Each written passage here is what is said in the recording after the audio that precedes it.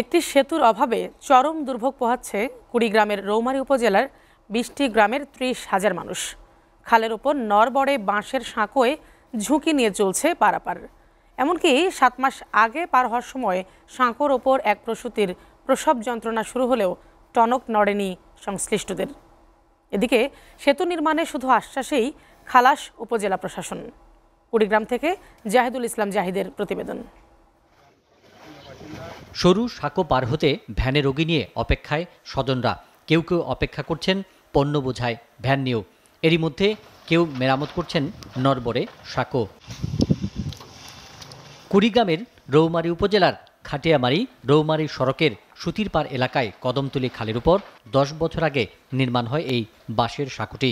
এই সাঁকো দিয়ে যাতায়াত করে শোলমারি ও ৪ নম্বর রৌমারী ইউনিয়নের বামনের চর, রতনপুর, খাটিয়ামারি, নওদাপাড়া, ব্যাপারীপাড়া সহ প্রায় ২০টি গ্রামের ৩০,০০০ মানুষ।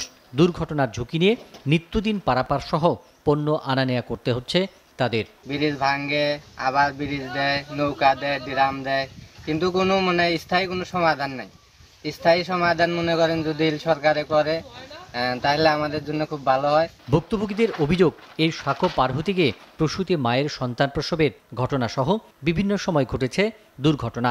যে কোনো সময় সাঁকোটি ভেঙে গেলে উৎপাদিত পণ্য আনা নেয়া ও স্কুলগামী শিক্ষার্থীদের নিয়েও দুশ্চিন্তায় তারা। মনে করেন এই ব্রিজটা দিচ্ছে তার কাটা দিয়ে মনে করো প্রতিদিন মনে করো লিক সারি তাল পায় না হজন তার কাটা চাকার মধ্যে বেঁধে আর মনে করো প্রতিদিন মনে করো গাড়ি প্রতি ২০ টাকা দেওয়া মানেটা কি? আমরা একটা ব্রিজ চাই। এদিকে বিপুল সংখ্যক মানুষের দুর্ভোগের কথা চিন্তা করে দ্রুত বাঁশের সাঁকোর স্থলে নতুন সেতু নির্মাণের আশ্বাস উপজেলা প্রশাসনের।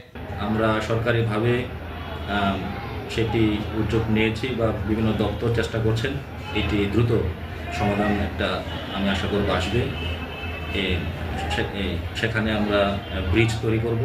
২০১৪ সালের বন্যায় খাটিয়ামারি রৌমারী সড়কের কদমতলা খালের উপর স্লুইস গেট সহ সড়কটি ভেঙে গেলে চলাচলের জন্য ২০০ মিটার দৈর্ঘ্যের অস্থায়ী এই সাঁকো তৈরি করা হয়। SA TV news desk.